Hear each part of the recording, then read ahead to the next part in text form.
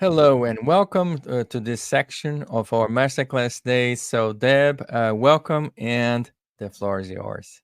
Thank you so much, Ron. I'm so happy to be here today. I'm going to share my slides with everybody.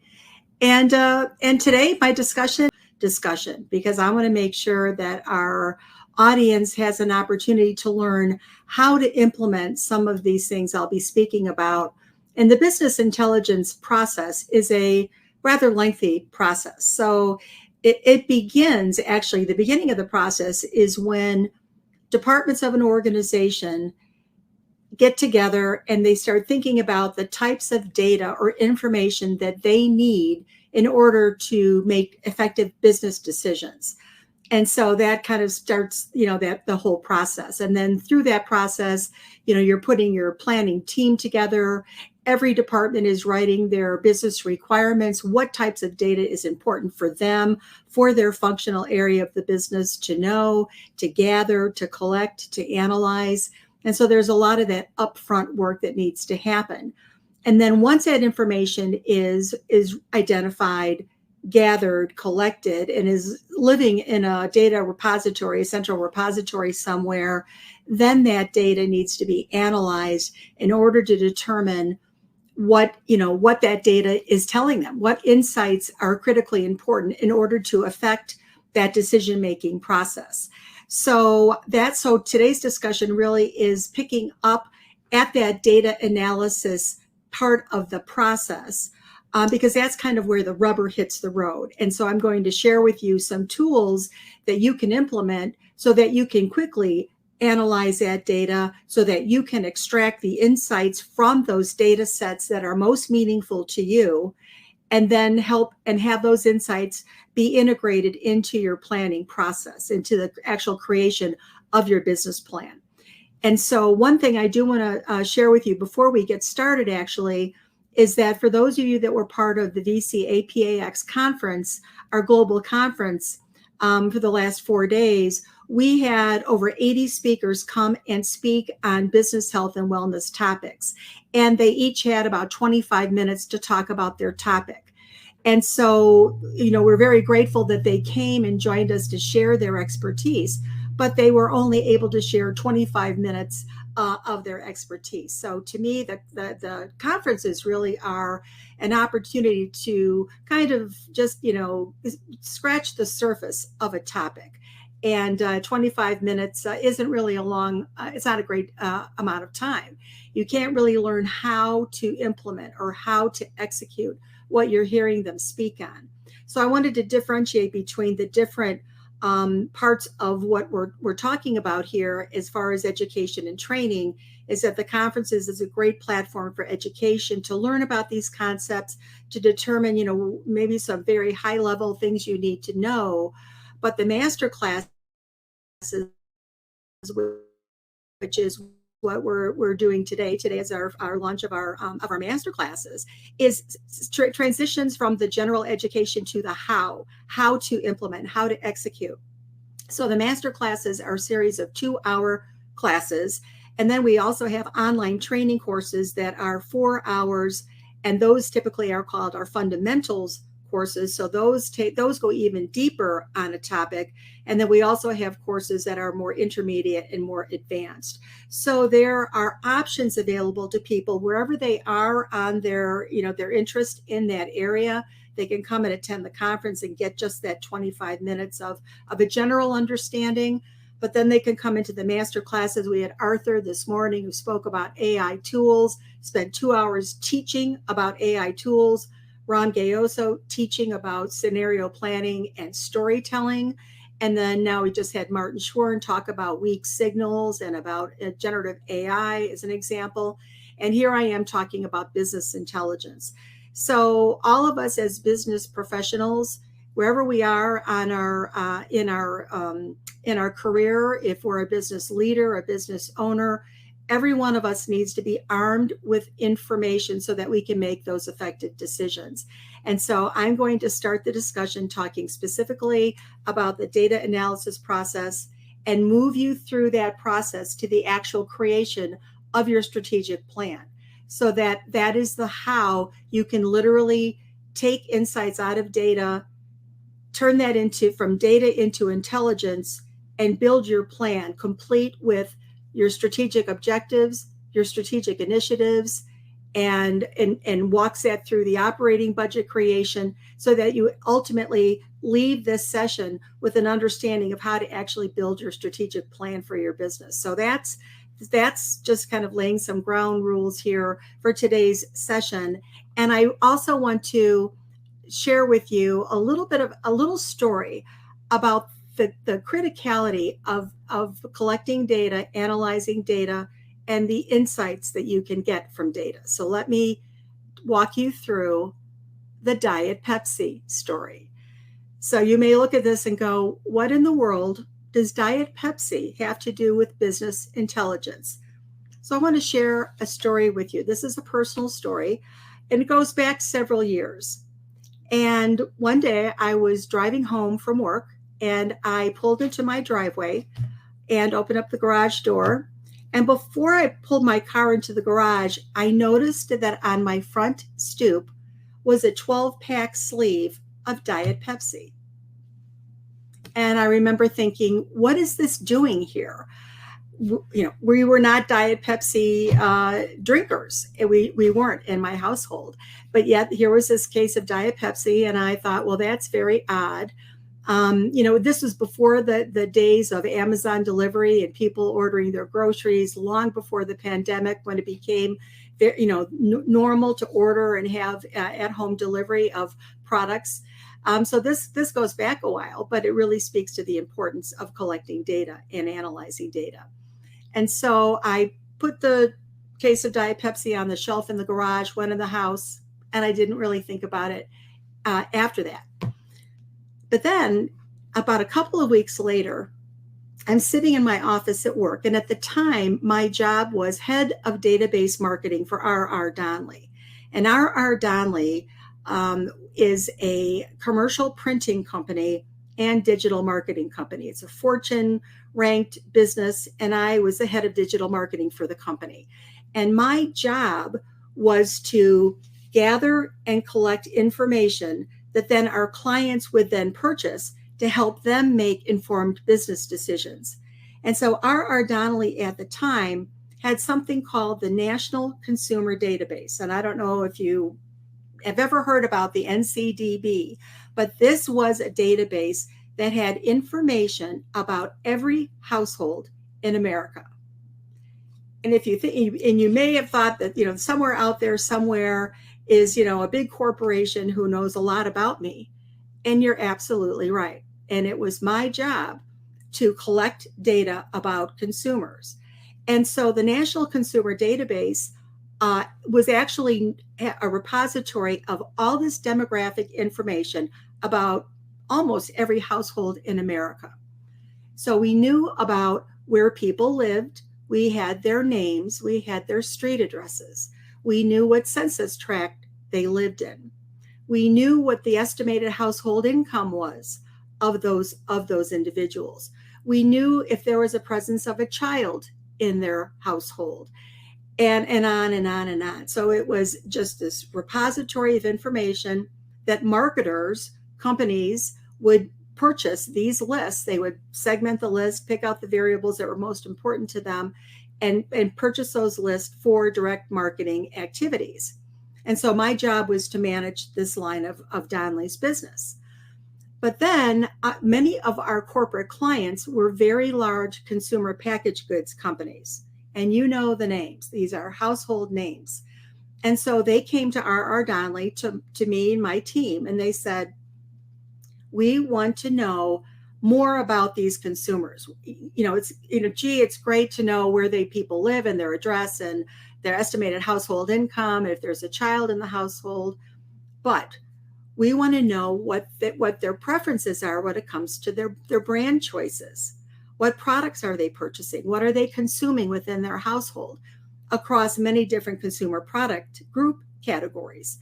So we came up with a strategy of how to gather this information, the behavioral information, the psychographic information, the brand purchase information from consumers. And the way that we did that was through the development of surveys. And these were paper surveys. So as I said, this is, back several years. And so my team would work very, very closely with our CPG, our corporate clients, to determine what data they needed to know about in order to target effectively for their lines of products. And we created these paper surveys that had many, many different types of questions on these surveys. So we would literally develop the surveys. We would work with our clients and get their buy-in on is this exactly the type of information that you need? Again, business requirements, data requirements. Is this what you're looking for to help you be able to target effectively? Yes. So we would take those paper surveys, millions and millions and millions of these surveys, and we would bind them into the magazines that R.R. Donnelley printed, because R.R. Donnelley is a commercial printer, printed McCall's Magazine, Redbook Magazine, Better Homes and Gardens, Sports Illustrated, and on and on and on. So we had a channel available to us to distribute the paper surveys, and we bound them in to all those magazines, which would then go out into the world. Then people would fill out the surveys, and we would incent them. Our clients would provide coupons and things for them to incentivize them to actually complete the survey, and at the time, mail them in. So another part of my responsibility was to distribute all the surveys, work with production to bind them all in, the distribution of all the magazines throughout the world, Donnelley Global Company, and then all the data came in that needed to be gathered, collected, analyzed, and come to life in a repository somewhere, in a central database. So I was in the business of data acquisition, data collection, data analysis, data segmentation, targeting. And so I'm sitting in my work one day in my office a couple of weeks later after this Diet Pepsi arrived on my doorstep. And all of a sudden I had an epiphany. And that epiphany was I was personally responsible for that Diet Pepsi sleeve on my doorstep. Why? Because I personally filled out one of my own surveys. And on that survey, I said that within my household, we used Coca-Cola products. And so what happened is that Pepsi-Cola bought the list, the competitive product purchasers, which included Coca-Cola products, and I was on that list. So they had my name. They had my mailing address. They knew not only about where I lived and what census tract I was in and the estimated household income, and there was a presence of a child in the house. They now knew that I was a Coca-Cola product purchaser. And then it wasn't just about the Coke. It was about what toothpaste we used in my house. Were we smokers or non-smokers, and on and on and on, because these surveys asked all these questions of consumers. So I was actually responsible for that sleeve of Diet Pepsi arriving on my doorstep. So I just wanted to share that as an example of the power of understanding the requirements you have, your business requirements for data. What types of data do you need to collect so that you can, again, gather the insights, make informed business decisions, and plan appropriately. But here's a classic example of how Pepsi-Cola did that. They put together their requirements. They knew one of the top priorities was to identify the competitive product purchasers to Pepsi-Cola products. And I was on that list. So you can see the power of gathering and analyzing information. So I just wanted to use that as a personal example. And I'm going to talk to you a little bit more specifically about how that works in the next couple of hours. So let's shift a little here and talk about why an information-driven business planning process is critical for your success. Okay. The world we're living in, our business climates are incredibly, incredibly complex.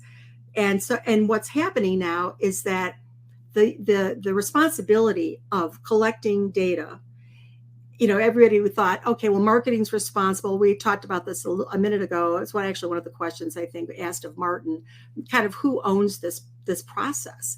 the collection of data, the analyzing of data? Is it marketing? Is it IT?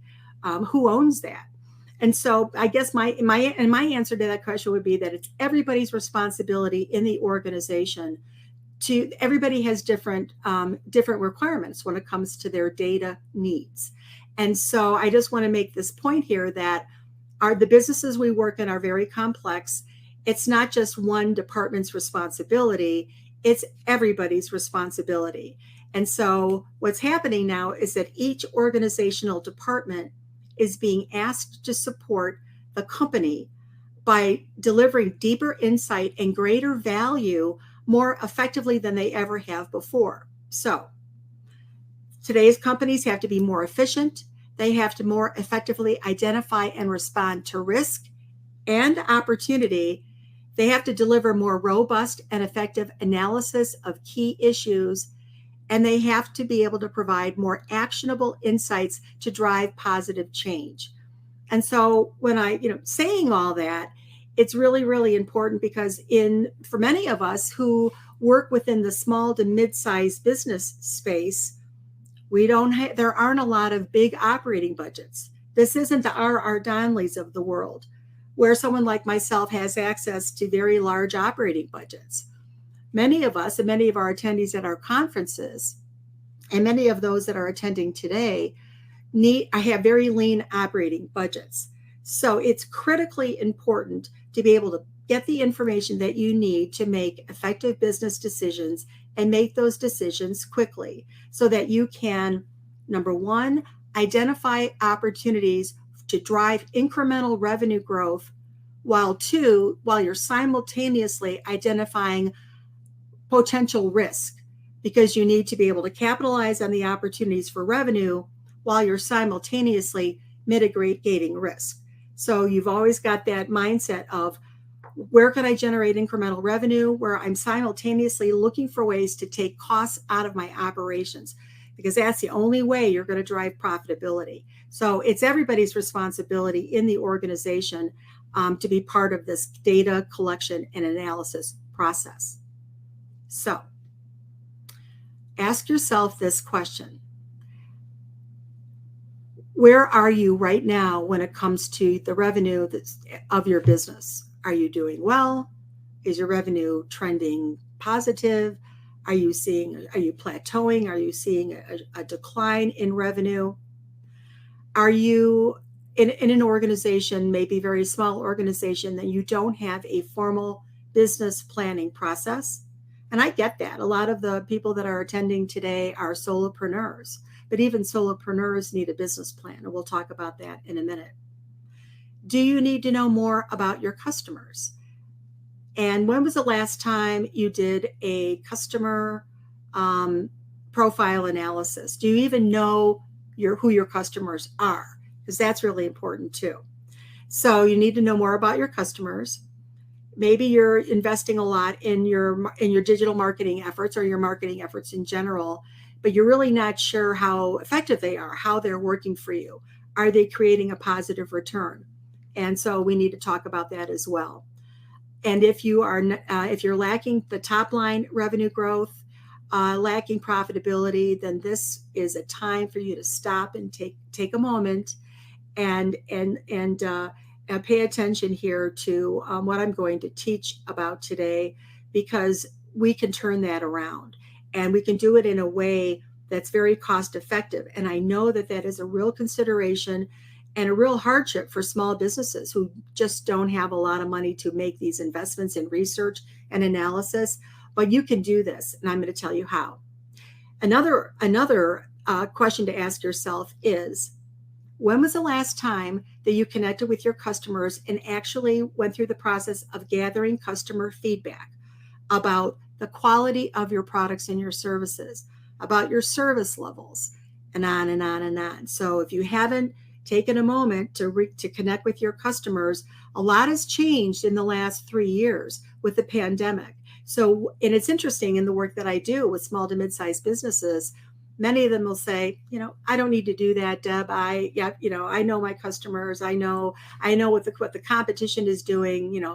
I'm good, thanks. And I would say to you, maybe not so much. So maybe this is a good time, again, to take a pause and take a sense of where you are with your customers, with your customer satisfaction. Look at your retention numbers and think about what's happening on the competitive landscape. What's happened to some of your competitors? Are there new ones that are on the horizon? Are some of your competitors gone out of business? What's the status of your competitors? So we're going to talk about how you do that. So one of the things that I found in all my work in gathering and collecting and analyzing